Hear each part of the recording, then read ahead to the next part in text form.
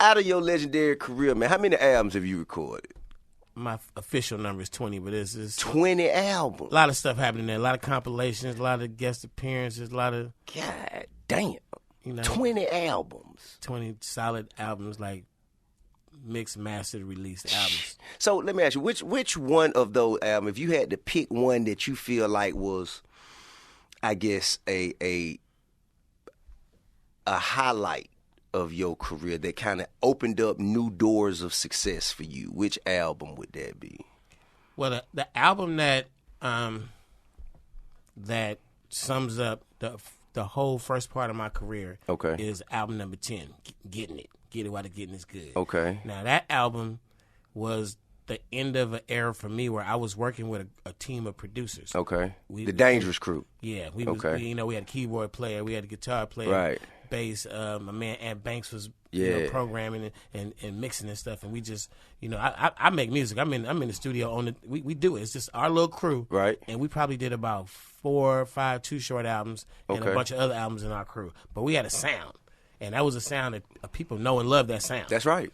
So that album number 10 was perfectly, it sounds like what the whole time we was trying to do. Yeah. And we finally got to it and we did it. But then, you get to a certain point with a certain crew. Mm-hmm.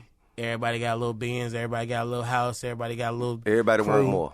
And I ain't going to say that it was more, but everybody want to be they own man, Right. And it's like, man, we got a good thing. Let's keep going. I'm the boss. Yeah. And they like, man, nigga, nigga. I mean, one of the homies was like, man, I just need 100,000 right now. I said, 100,000, that's cool. I get 100,000. He go, all you gotta do is this, and this. You had 100,000. Like, no, I want it up front. Up front. I'm like, nigga, you gonna get it in with no recouping and nothing. Just give me 100,000. Give you 100,000 on the cool. But it's just. Everybody see how the money be split up, and sometimes they're affected by you going to buy 2 jet skis or something. Anytime you count another nigga pockets, it's a bad decision to follow. So then I would say coming out of that era, I stepped back. Some of us still stayed together. We kept the funk going. Right. But I think Little John and when he gave me Shake That Monkey and Blow the Whistle on 2 different albums back to back, right, that was like a whole new career for me. Right. Like I was at a point where I was Too Short, Short Dog, Freaky Tales, Getting It. Like, right. I had like 6 platinum albums and 4 gold albums. Right. And here come Lil Jon.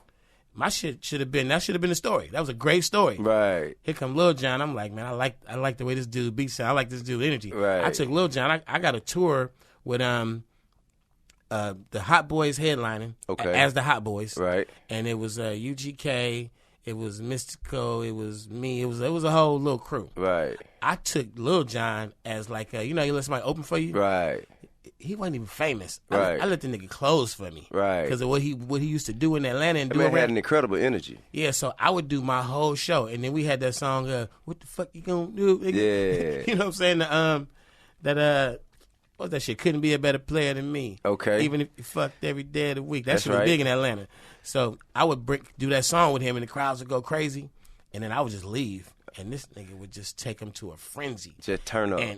And early on, I knew that Lil Jon was he needed me to get in the game, right? But I needed them beats. Yeah, you needed that sauce. So I was like. And it was a different energy because I think that Blow the Whistle and what's the first one? Shake That Monkey. Shake That Monkey.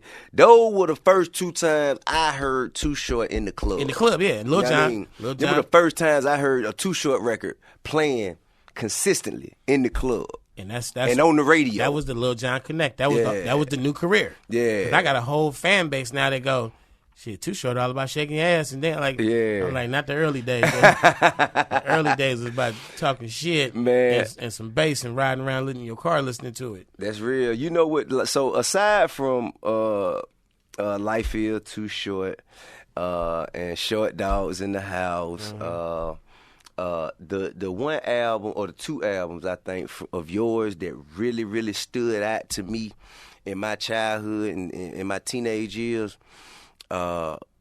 Get In Where You Fit In, and Cocktails.